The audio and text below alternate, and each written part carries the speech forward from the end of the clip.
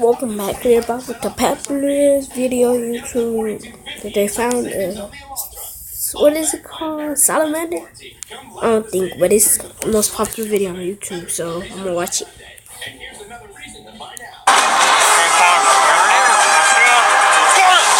Wow!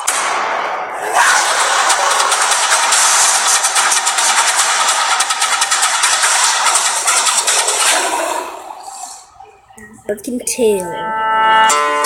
West Virginia has an endless expanse of nature and is famously known for being a wild and wonderful place to explore. Its vast rolling mountains span across the entire length of the state, and hiding deep within them is a plethora of wildlife. Today we are exploring an incredibly healthy ecosystem near Elkins, in a secret location that we are not allowed to reveal, as it is heavily protected for conservation purposes. We have special permissions to explore this location and are working alongside field herpetologist Tim Brust.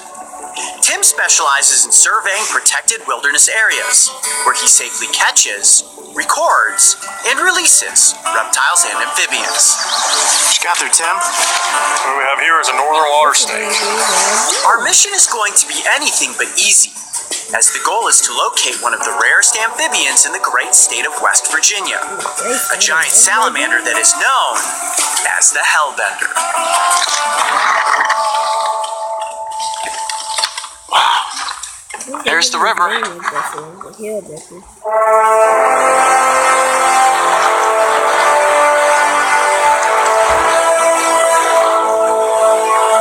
in there is where we will be searching for Hellbenders. It's absolutely beautiful. And right now we're scouting around for a place to build a base camp. And basically all this river that you see in the background here is fair game for Hellbenders. So in these ripples are great spots. There are a lot of huge flat rocks. So I'll be in the water with a dive mask on, feeling around for giant salamanders. This is going to be awesome. There is no good word to describe what it takes to find and catch a Hellbender other than difficult. The fast-flowing water is incredibly cold, so much so that we are forced to wear dive suits. Dive masks will allow us to see underwater, as we literally have to scan the river basin and look into the dark crevices of rocks with the slim hope of seeing a pair of big buggy eyes looking right back at us. I am about to stick my face into the water. Hold on, I gotta go. Oh, yeah, that's real cold. That is real cold. Okay, there we go. All right, guys, wish me luck. Searching for a Hellbender is an incredibly delicate process, and our intention was to disturb the environment as little as possible. This means gently feeling up and under rocks as opposed to flipping them. The last thing we wanted to do was alter a potential Hellbender home, as they are very territorial and will often stay in one area for a considerable amount of time. This is unbelievably freezing to have your complete body submerged in this frigid water. I can't even feel my fingers right now. Wow, okay, I don't know how Tim's doing this.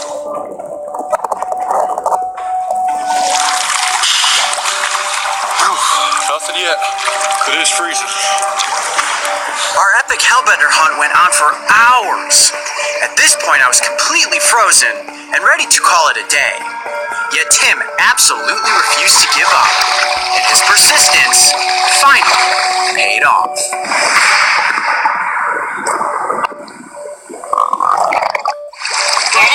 We got one? Hellbender looking right up in the face. We got a Hellbender.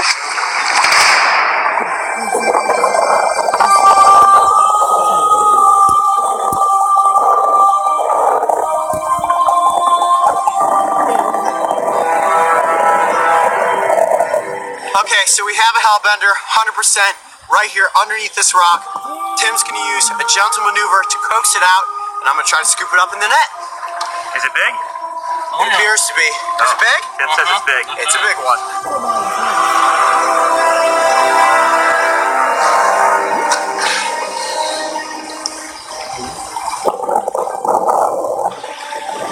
All right, the Hellbender is right near the entrance of this hole.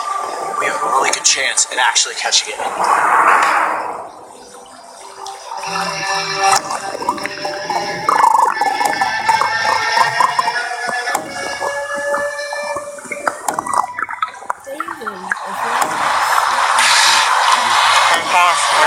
I see him.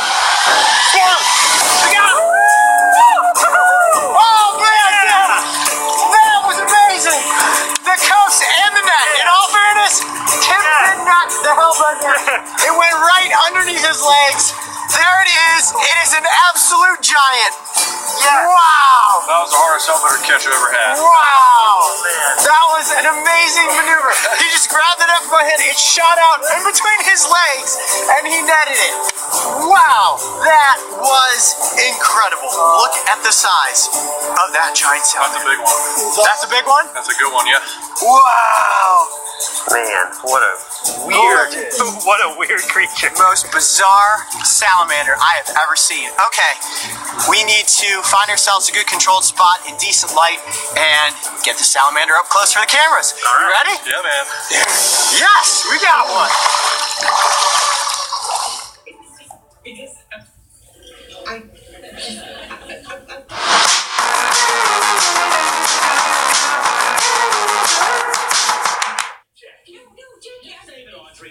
I thought we were friends.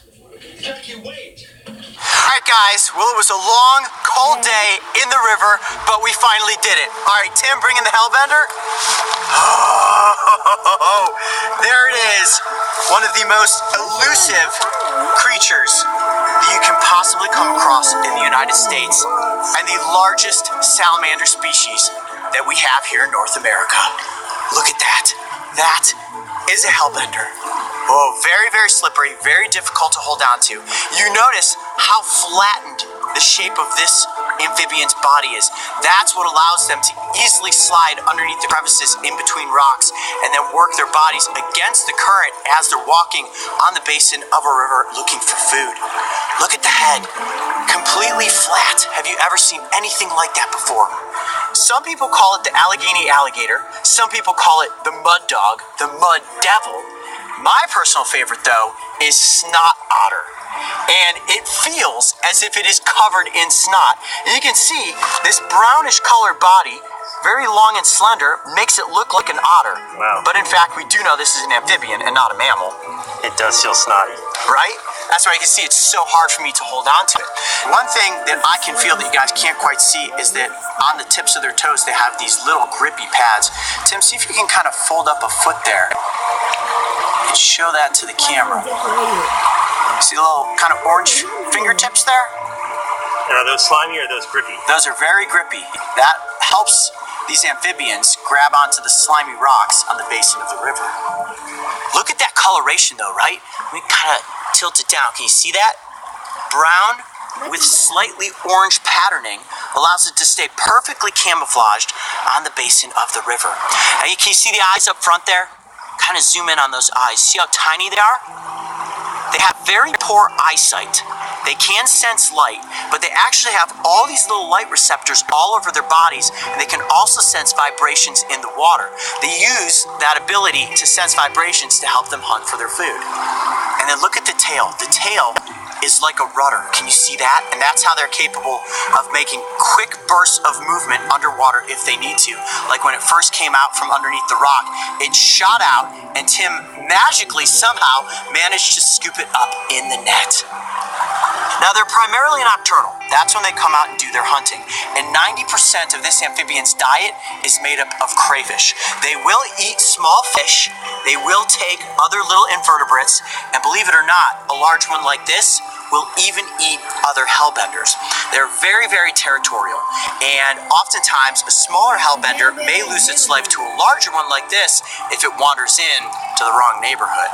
I am just in such awe of this creature right now. It is unbelievably incredible. Like, I never thought I would ever see a salamander this big. That is the largest species of salamander in North America and the third largest species of salamander in the world, third only to the giant Chinese and Japanese salamander. And look at that little face. How adorable is this creature? It's kind of staying pretty calm at the moment. I'm going to dip it back down into the water. I need to make sure that this amphibian stays hydrated at all times. Here, Mark, come over top and let me show you these lateral skin flaps. This is one of the most interesting things about these amphibians. Can you see this? See those flaps? Flaps actually help them oxygenate, and they absorb all their oxygen through the water. Well, hello. Hi there. What's your name? Should we name you? Herbie? Herbie the Hellbender? I think that's a yes. He gave me a little squeak and blew some bubbles.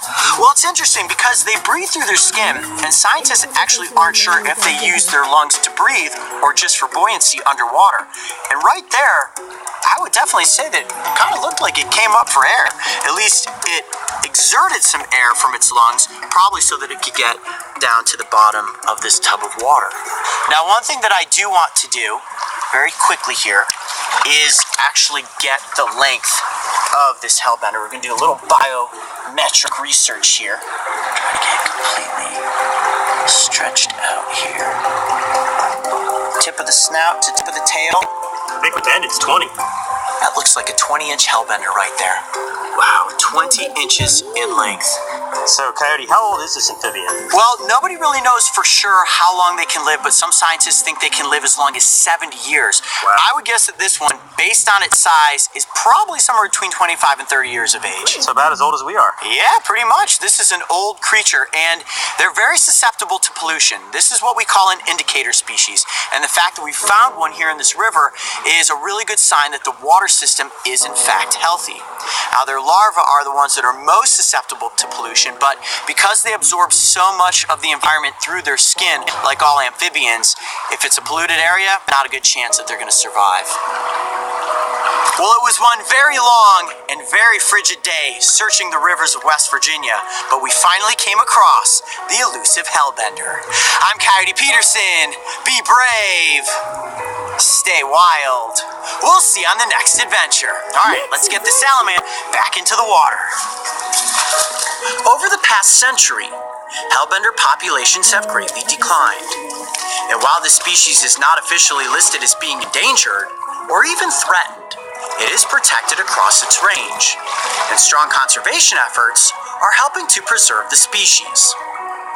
Organizations like West Liberty University, which has the largest hellbender conservation facility in West Virginia, are currently head-starting hellbenders for release into the wild, helping to ensure a hopeful future for these giant amphibians.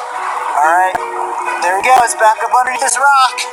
Yes! All right, well, Herbie is back in the wild. High fives, Tim. Amazing job. That was one wild adventure. All right, guys, let's get out of this river and warm up.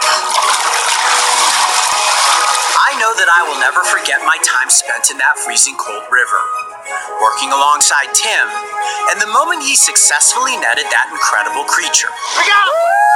And as it disappeared back into its dark, watery lair, I felt a sense of overwhelming gratitude for being given the chance to get up close with the one and only hellbender. If you thought the hellbender was bizarre looking, make sure to go back and check out the episode where I was inked by the brown sea hare. Gross. And don't forget, subscribe so you can join me and the crew on this season of Breaking Trail. Wow, I never knew the slugs had eyes before. Who would have known? Slugs had eyes. Like humans. Well, I went in there feeling really good. Joe be it for today's video.